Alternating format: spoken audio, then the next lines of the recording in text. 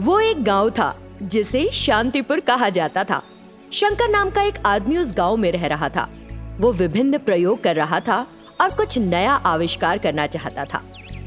एक दिन जब वो एक प्रयोग कर रहा था, उसका दोस्त वासु उसके पास आया और उससे कहने लगा, क्या शंकर, लगता है तुम कोई नया प्रयोग कर रहे हो। हाँ, मैं पेट्रोल बनाना चाहता हूँ। क्या तुम पेट्रोल बनाना चाहते हो? अरे शंकर, मुझे जो हो सकती है उन चीजों के बारे में बताओ। तुम असंभव चीजों के बारे में क्यों सोचते हो? तुम्हारी आधी उम्र निकल चुकी है। हमारी उम्र के सभी लोगों की शादी हो गई है। अगर तुम कुछ और सालों तक ऐसे ही रहे तो तुम्हें अपनी लड़की कौन देगा? मेरी शादी ना हो तो भी ठीक है। अगर मुझे सफलता मिली तो मैं इसे बेचूंगा और पेट्रोल की कीमत कम कर दूंगा। वासु मन ही मन हंस दिया और बोला, फिर तो तुम कुंवारे के कुंवारे ही रहोगे। अरे मेरी बात सुनो, समय बर्बाद मत करो। मैं कल आता हूँ, तब तक जरा सही से सोचना अपनी जिंदगी के बारे में। एक रिश्ता है तुम्हारे लिए। इस तरह नसीहत देकर वो वहां से चला गया। अगले दिन शंकर ने एक खास तरह के लिक्विड को बनाया। उसने उस लिक्विड को एक बाल्टी में डाला। तुरंत उस बाल्टी का पानी पेट्रोल में बदल गया। तभी वासु वहां आ गया। शंकर ने वासु को वो पेट्रोल दिखाया, जिसे देखकर वासु हैरान रह गया। सच में ये तो पेट्रोल है। सारा पानी पेट्रोल में बदल गया। ये तो अजूबा है, अजूबा। बहुत खुशी के साथ शंकर ने कहा, मेरी मेहनत इतने लंबे समय के बाद रंग लाई है। मैं बहुत खुश हूँ। मैं कल पानी के साथ इसे किसी कुएं में डालूंगा। पेट्रोल में बदलते ही उसे बेचने लगूंगा। हाँ, तुमने काफी मेहनत की और इस कोशिश में सफल रहे। मैं भी बड़ा हैप्पी हूँ तुम्हारे लिए। ईश्वर करे तुम खूब कमाओ। इस तरह उसने शंकर की प्रशंसा की। अगले दिन सुबह शंकर को वो लिक्विड वहां नहीं मिला जो उसने बनाया था। इससे वो चिंतित हो गया और हर जगह खोजने लगा, लेकिन वो उसे कहीं नहीं मिला। इस वजह से वो बड़ा दुखी था। वासु, जिसने उस लिक्विड को चुराया था, उसे अपने घर के सामने के कुएं में डाल दिया। सारा पानी पेट्रोल में बदल गया, जिसे देखकर वासु हैरान हो गया और सोचने लगा, हे भगवान, मेरे तो वारे न्यारे हो गए। मैं अभी इस पेट्रोल की आपूर्ति पेट्रोल स्टेशन को करूंगा। ऐसा सोचकर उसने पेट्रोल स्टेशन मालिक को फोन मिलाया। तुरंत उस पेट्रोल स्टेशन का मालिक उसके घर आया।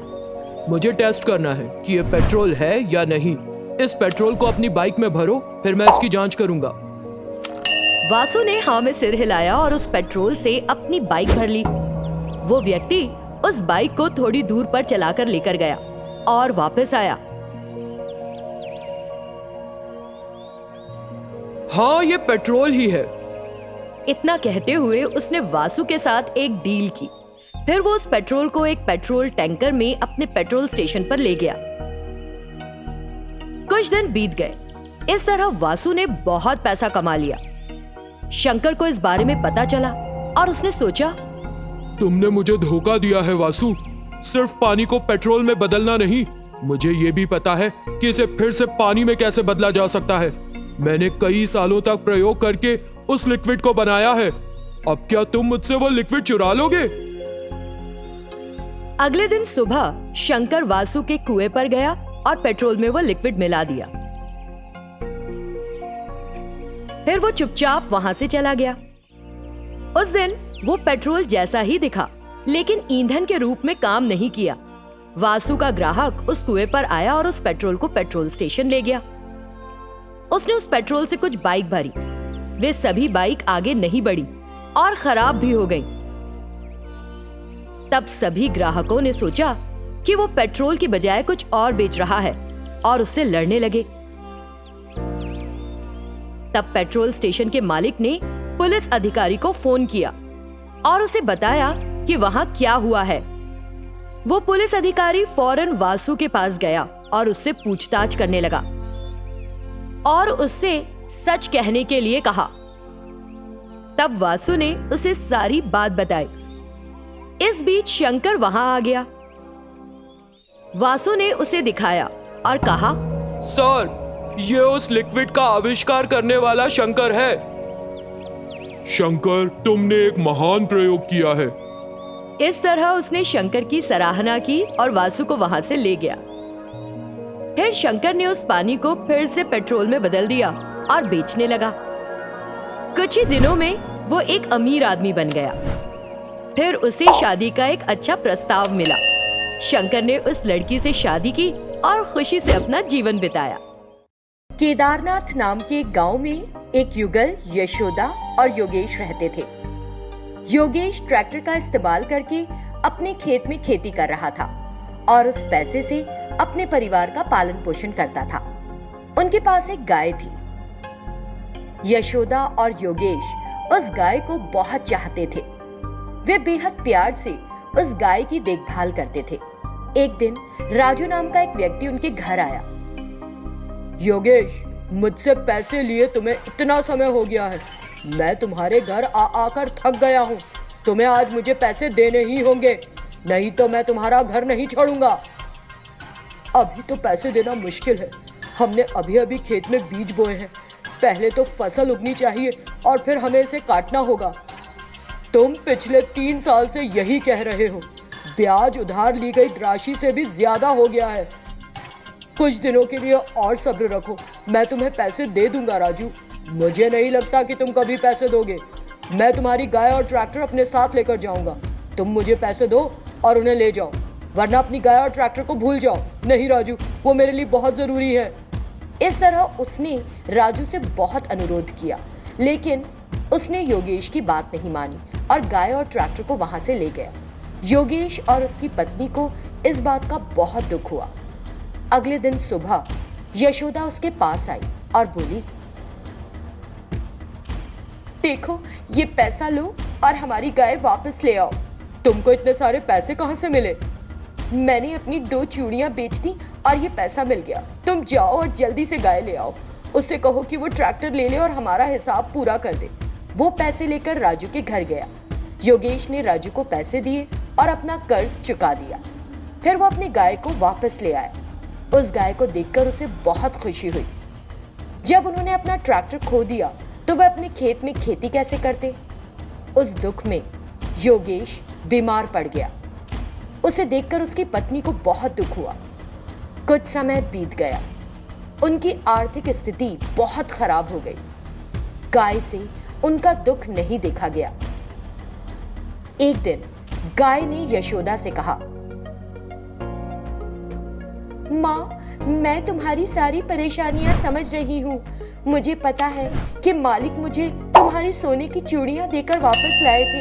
अब तुम्हारे पास ट्रैक्टर भी नहीं है, लेकिन मैं तुम्हारे साथ हूँ। ये सुनकर यशोधरा आश्चर्यचकित हो गई।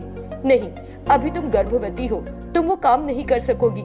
ऐसे भी मालिक की सेहत ठीक नहीं, ये बहुत कठिन होगा। नहीं कर सकेंगे। अगर हम सोचेंगे कि ये करना कठिन है तो इस तरह बैठे ही रहेंगे और ये कठिन ही बना रहेगा। एक कदम सही आगे बढ़ाने से सारी परेशानियां दूर हो सकती हैं। मैं करूंगी खेत की जुताई, तुम भी मेरे साथ काम करो। अगर अच्छी फसल मिली तो नया ट्रैक्टर खरीद सकते हैं। अच्छी बात कही तुमने, आओ हम मिलकर मेहनत करेंगे। ये कहते हुए वो भावुक हो गई। फिर वो उस गाय को खेत में ले गई। दोनों ने बहुत मेहनत की और खेत की जुताई की। कुछ समय बीत गया।